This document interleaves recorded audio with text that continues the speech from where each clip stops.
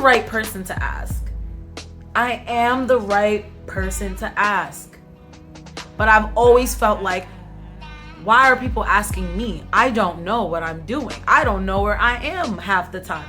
I'm constantly lost.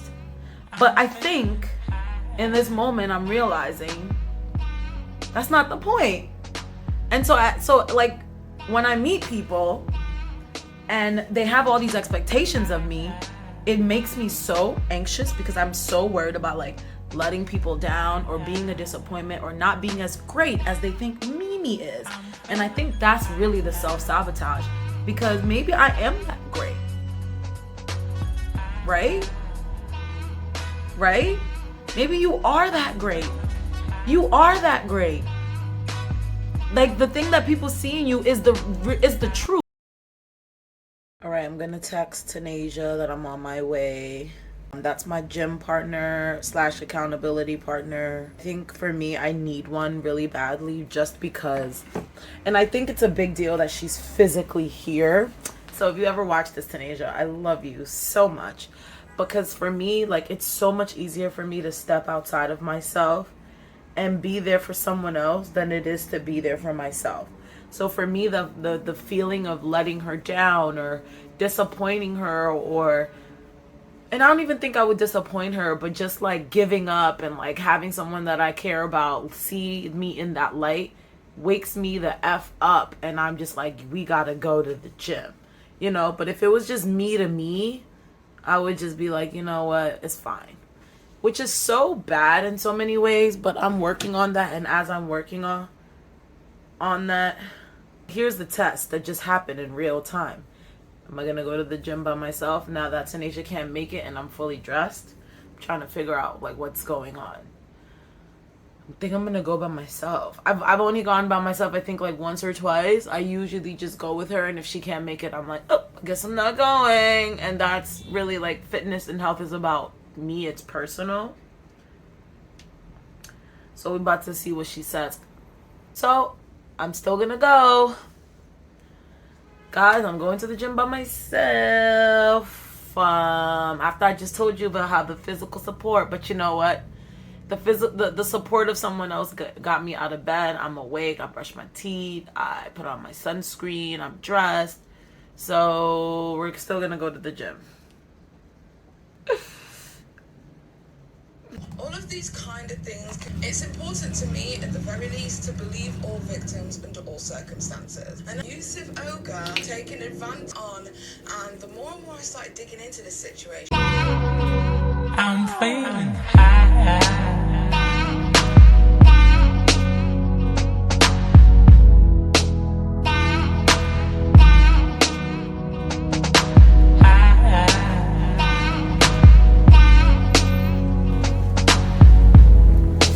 As you can see, I did not go to the gym, but I'm still outside. I'm in the park in Harlem, Morningside Park, and I'm gonna go for a run because I decided to take advantage of the fact that my gym buddy isn't here to be active with me, and she doesn't like running outside. So, and it's so beautiful today. Let's have a moment for the skin.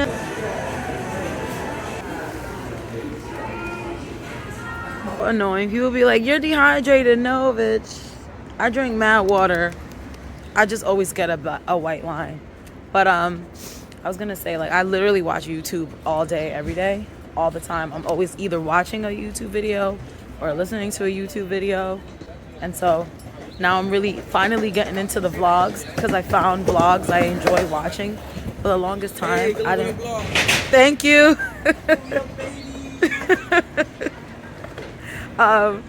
I appreciate that. Yes, Ken, you better wish me good luck on my vlog. What was I gonna say? I'm either always watching or listening, but I really wasn't into actual vlogs until lately. Oh, let me know what y'all think, because I actually took my tripod out and I'm just really out here walking through the city with a tripod in my hand. For more stability, since I think I'm gonna make these walk and talks part of my vlog. If you were riding with me back in the day, I used to make a lot of walk and talk content on Snapchat. And then when I got on Instagram story, I was doing a lot of walk and talk. But, you know, since the Panasonic, I really haven't been walking anywhere. So this is like my favorite thing to do. I'm very excited. The sun. Oh yeah, so I be looking at girls' booties, but not on some like sexual, more on some like, let me just see. Like, I don't know, I just be looking. I know I'm not the only one. And then when I see a nice ass, I be like, damn, she got a fat ass. Sometimes I just be like, God, I see what you do for others. And then sometimes I be like, damn, let me practice some gratitude, you know? I know I'm not the only one. I know I'm not the only one that be checking out other girls. But never to be like, oh, I want to touch it. I mean, I have seen some asses that I'm like, how does it feel to walk around with an ass like that? Sometimes I see some girls' booties and I just be like, I know it wasn't easy going through puberty. Like, I know you was stressed. Like, I used to want a fat booty, you know what I'm saying? But I realized that there's certain clothes you can't wear, and like the attention of these nasty men. I'm just trying to perkify my little ting ting, you know what I'm saying? Give it a slight jiggle if I step too hard, but not too much jiggle. That's all I want. I just wanted to sit up high like it did when I was in college and just be a cute little round booty. That's all I want. I'm gonna get it too. I'm gonna get it. He is casually just wearing a wig. That's a wig on that man's head. Y'all, this is Harlem. Welcome to Harlem, where gentrification meets the projects. The Vaseline was just like, listen, we're clocking out.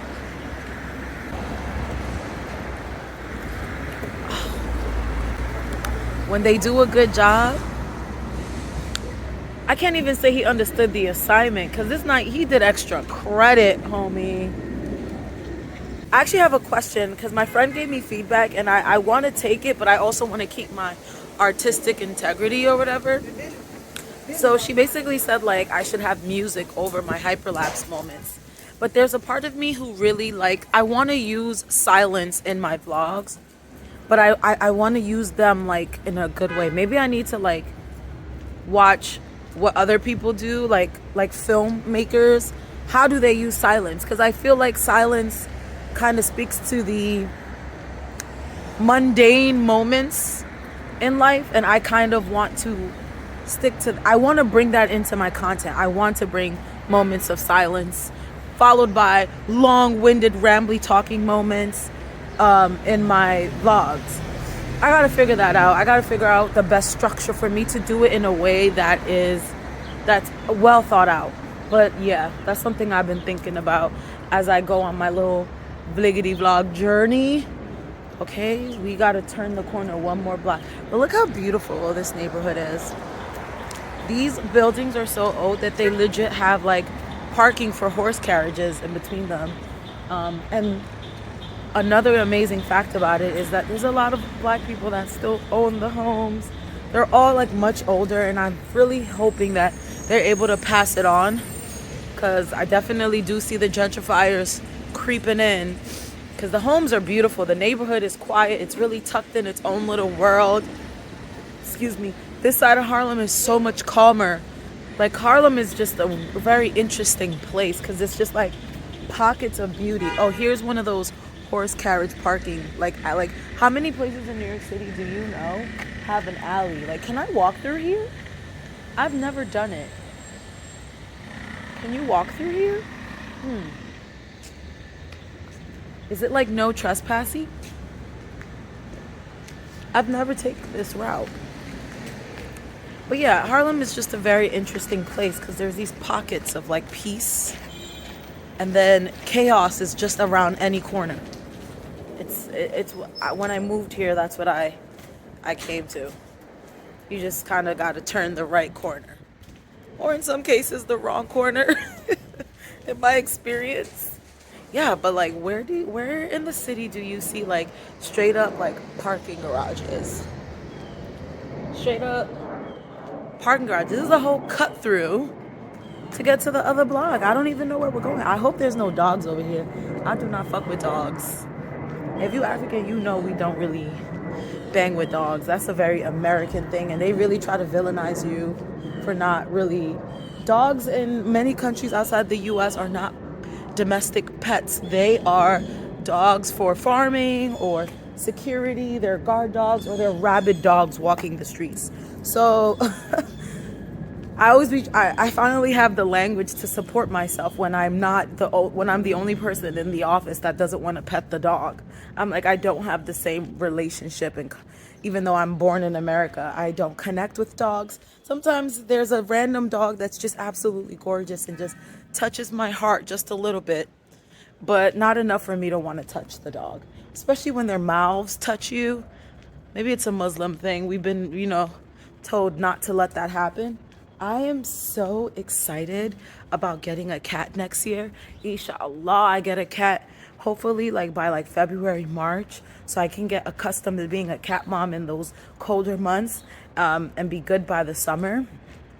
I really did a whole cut through this little neighborhood, little alley car thing. I have never walked through here. Look, I feel like I'm in another country. And it's so convenient and peaceful. Like, these people really got garages. They got garages in New York City. That is not easy. But they really got garages. I know it's millions of dollars to live here. If you need you can have a garage. I hope black people sell to black people. I really wish black people thought that far. I really wish we did. I really wish black people thought the way like Jewish people did, and we're just like, you know what? I could just think about myself, but I'm going to think about the collective, and I'm going to only sell to my own people. Full stop. There is no other way. Instead of like, I'm going to sell to the highest bidder, because the highest bidder is it's most likely not going to be a black person. It's just statistically not possible. Not that it's not possible, it's like unlikely. Just statistically unlikely. So if you go the capitalist route, the money always ends up back, so out of the community. But don't get me started on this, because I'm saying don't get me started like you told me to start going off like this. But anyway, I'm gonna thank you for keeping me company, because I was a little scared. I'm not gonna lie, I was walking through there, I was like, I don't know what's about to come out. I'm on an adventure for my vlog. Next thing you know, I'm going down. Next thing you know, the dog is tumbling on top of me. What am I gonna do? It could be a little dog. If it passed my knees, I'm scared. I'm gonna fall to the ground. I don't know what to do. I'm gonna try to kick the dog, and then next thing you know, I'm on the news for kicking the dog, and they throwing me in jail. They care about dogs more than they care about people in this country. All right, I'm gonna see y'all when I get home. All right, so I'm back home. I showered, I got dressed, I feel great, did my skincare. Now I'm going to hop into work. I have a meeting at 10, so I have a meeting right now, and then I'm going to work in between. My next meeting is at 11, and then I basically don't have any meetings for the rest of the day. So I'm going to try to like bang out some work so that I can go to the nail salon around like 2 p.m. because there won't be anyone there because everyone else is at work. This is like my ideal day. Like, I'm riding a high right now, and I'm really like trying to just be grateful for right now, because normally when I have good days like this, I'm like, girl, you're not gonna have a day like this again for another 6 months. Like, I woke up, I worked out, I went to grab coffee, I went for a walk, I checked on a friend, like I took a shower in the morning because I shower at night. So like showering during the morning, doing my skincare, like I'm wearing my waist trainer right now. I'm on the second row of my waist trainer. I know waist trainers are problematic, blah, blah, blah, but I have a vacation coming up, so it's a temporary situation for me. And the fact that last year at the height of the Panasonic, this waist trainer couldn't even fit me, and now I'm on the second row is crazy, because I thought my sporadic working out is actually working. Me going on daily walks and intermittent fasting, replacing some of my meals with like smoothies, like just making small changes over time has made a difference, where like if my body isn't giving yadi yadi yadi in Costa Rica, I think I'm still going to be happier than I was when I went to Miami earlier this year with my friends, and they're taking bathing suit pictures, and I feel so insecure and so crazy.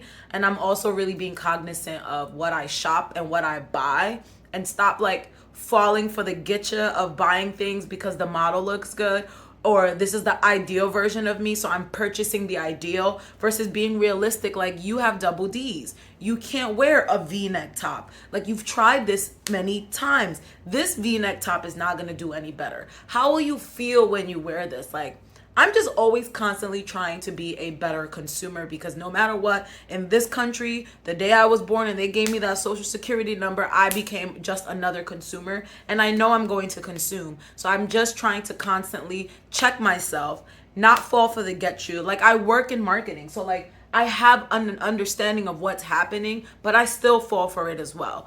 That's a whole other conversation. Oh, when's my meeting? Oh, so I have like a couple of minutes. I'm gonna show you guys this jumpsuit that I got from Forever 21, because it's like a seamless, look at my you see, it's giving Wendy Williams, right? Super top heavy, not really much hips, and then now this is like sucking in my midsection, but really I'm kind of straight up and down. And I'm really trying to learn to just accept that that's my body, and it's not a bad body. Like, what is wrong with me? Anyway, it's like a jumpsuit that goes all the way down. I like the color. I got it on sale for like 20 bucks. Forever 21 is trying this very best to come back, and I'm not mad at it. It's really, really cute. But yeah, my jumpsuit. This is my little waist trainer. Is good. So like, I just have to accept that my stomach will always be round. Like, no matter how skinny I am, I will always have a roundness to my belly, because everyone in my family does. My torso is short, but I still have a hard time accepting it. Like, I'm not even gonna lie. Like, I still struggle to accept it, but I'm working on it every day. All we could do is just keep working at stuff. I don't want to look back a decade from now and be like, you were wasting so much time obsessing over your body, because that's what I think about when I look at my early 20s. Like, I looked fine, and I was like a size 4, but I was just obsessed about not being the right type of size 4. Like, genetically, it's impossible. I'm short. I'm on the shorter side. I'm heavy in the chest. Like, even saying it out loud, like, I know the facts. I'm still constantly like, and then I'm like, I look back on pictures and I'm like, girl, you were fine. So I'm trying to remember that in this moment. Anyways, yeah, so the meeting starts in like 4 minutes. I'm hopping. Wait, let me get where are my headphones? My husband is in here today. He went to work in the office, which I love. Like, I love him, but like working from home, like literally right next to each other, we're together a lot, and we definitely had our challenges in the beginning, because you go from seeing your partner mostly on weekends and at night to like all day all day, always together. I think it sped up a lot of issues that we had that were like bubbling, that we didn't really fight about all the time. Like, we had nothing but time to confront those issues. But it's good, because like, we're in such a great place, alhamdulillah. Like, we are in such a good place. Like, I really thank God. And it wasn't like that. Panasonic had us wilding in here, you know, but I think it forced us to confront situations and really talk about whether or not we wanted to, like, I'm gonna be honest with y'all, whether or not we wanted to continue this. And like, our answer was yes. So we got to work at it, and we both had to make compromises and adjustments. And so far, it's really good. It's really, really good. I feel like we really understand each other, and we've adjusted expectations and like accept each other. So alhamdulillah, for real. I'm just biding time. Okay, I got 3 more minutes. What else can I talk about? Yeah, I want to get stuff from the VIB sale. That's the video that I want to make when I come back. I think I'm gonna do it without any makeup, and just do it like this, and just put my camera up and be like, hey y'all, like, this is what I'm buying. I'm a beauty insider. I'm not Rouge. Like, I don't think I will ever be a Rouge person, because I don't see myself going and just buying from Sephora all year just to earn a percentage off to buy more stuff. Even though, like, I'm not hating on the people that are doing it. I just know me and my cheapness. Like, I don't have it in my, that's the thing. Like, growing up in poverty, like, it's really hard to take the mental shackles off. But some of them, like, some of them are not shackles to me. Some of them are guardrails. Like, some of them help me look at things more objectively. Like, When you ain't have money like that, you would have never bought something like this, and you don't need it. And you didn't need it then, and you don't need it now. And it'd be hard for me because I'm like, I want to join in on the trends. I want to get the things that everyone's talking about. I want to have them. I want to try. But then I'm always checking myself like, why do you want this stuff? Like, it's not like I don't have the money. It's like, do I have the money to be putting here when I could be helping my family, when I could be saving for my future, when I could be investing in gold and stuff? Like, do I have the money to buy all of these frivolous things? And they love getting women to just buy so many frivolous things. So right now I am being inundated with Sephora recommendations. So am I going to be influenced enough to make a purchase? Yes, but I'm not about to go crazy. So I set my budget, and I'm gonna make a separate video about what I'm getting with the budget in mind. And it's gonna be tough, but I cannot come and kill myself. I don't wanna miss out, but I also don't wanna overconsume and just buy for the sake of buying. We gonna see. It's everything. This is trying Black girl YouTube. Everything is a try. Everything is a work. Everything is a try. I cannot just freely give. It's hard for me to be a conduit. Is that the right word? Is it conduit? I hate using words incorrectly. It's one of my pet peeves. Because sometimes things sound good. Yeah, yes, a conduit for money. Conduit, a channel for conveying water or other fluid. So in this case, it's a metaphor, right? I can't be a conduit. I can't be like, money flows to me and through me to another channel. And that's basically what everything is around me. And I don't want money to flow through me. I'm constantly battling my mind because I don't want money to simply flow through me. I hope that hits the ear it needs to hit, and I hope that makes sense. I hate being the person that always has to start the meeting. Like, can y'all jump in the call? But then sometimes I'm like, I should be the one that's like somebody started it. And then, it'd be awkward. Everybody just sitting there with their camera off as nobody wants to engage until they have to. Working remote is such an interesting experience. For real, for real. Good morning. Morning, how are you? Good. Is it morning over there? I'm sorry. I just realized. No, sorry, it's 3 o'clock. Good afternoon. It's right, I'm so used to I just say morning to everyone now, I think it's just easier, regardless of time of day. It's 10 a.m. here. I don't really have anything to discuss today. Did you guys have anything? Yo, shout outs to me, y'all. So I'm normally a punk, but I'm in such a good mood that can you tell I'm in a good mood? But anyway, in my last job, I was always like so afraid. I was always just like so uncomfortable. I was always just like, I don't want to say it speaks to the job environment alone, even though that definitely did have a role in it.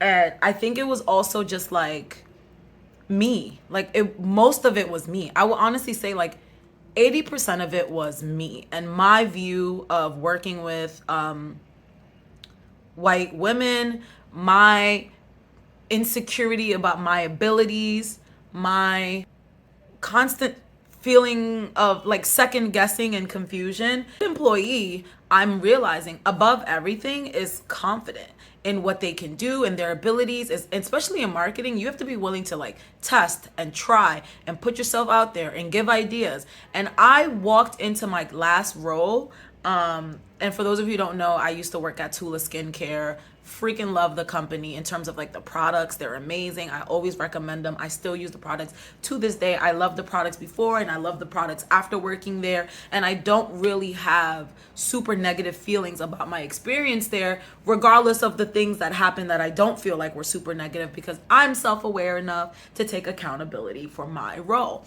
And I learned a lot and I really reflected before I left. I was recruited into my current company. Already was like preparing my exit because I just wasn't comfortable. Role wasn't right for me. My job was like recruiting influencers and managing so many different conversations. So imagine now my job is basically some salesy customer service. Even though it's influencer marketing, I'm essentially like doing like sales like vibe type job. like like client acquisition type of stuff, and it was like way too overwhelming for me, and I didn't know how to advocate for myself. And then whenever I did muster up the courage to advocate for myself, I felt like I was constantly talked out of and spun out of what I knew to my core to be what I needed in order for me to be successful. And so like that was hard for someone who already is struggling with their confidence in the workplace. I think in other areas of my life, I have mustered up enough confidence to like push through.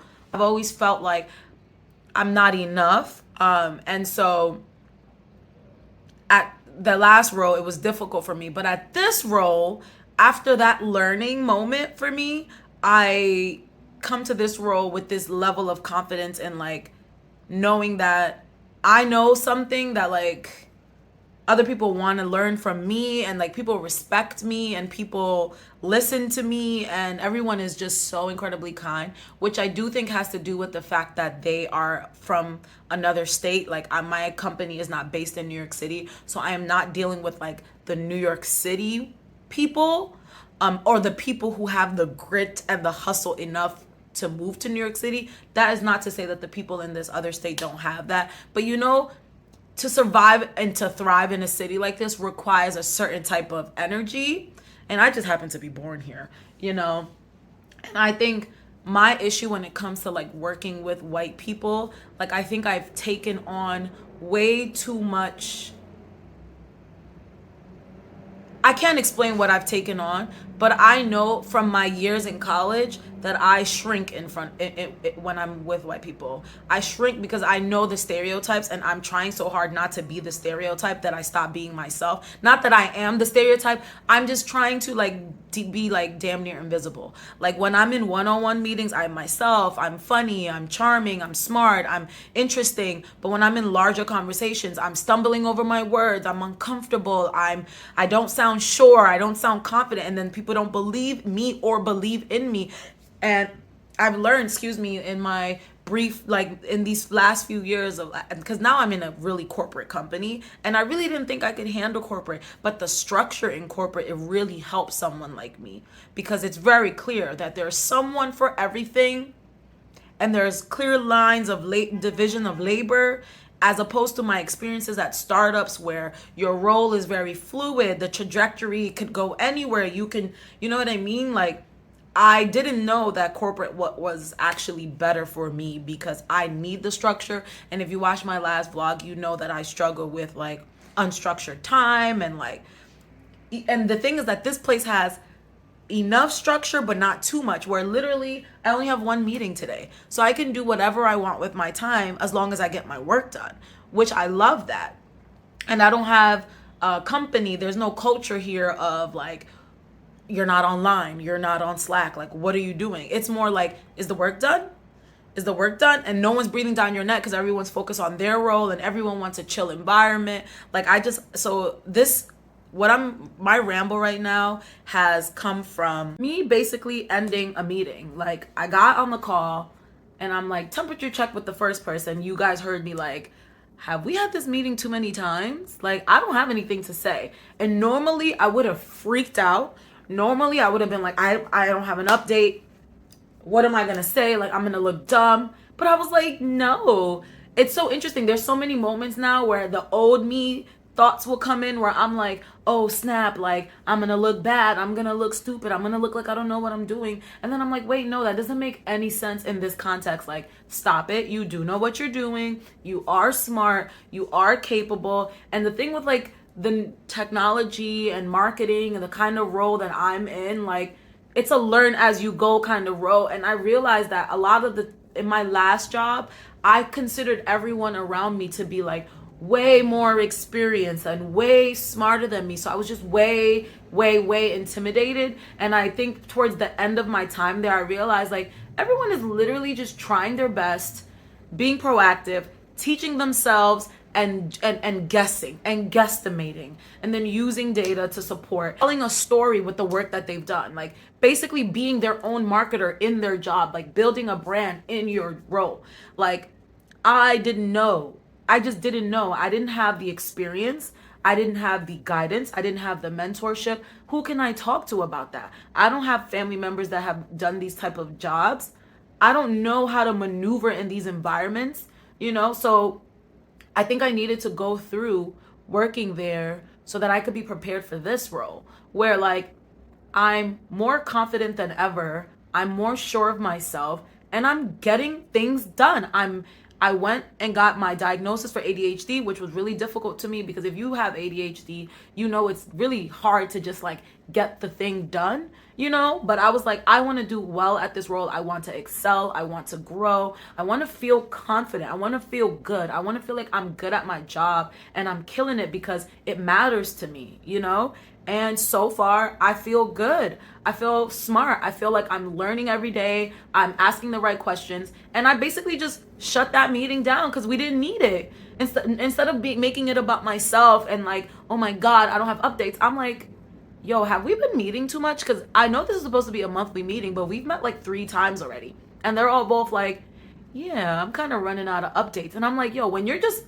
I have inside of me the ability to be such a great leader, but I'm constantly afraid of my own power. Like, and I know some of you are going to hear this and it hits you because that's you.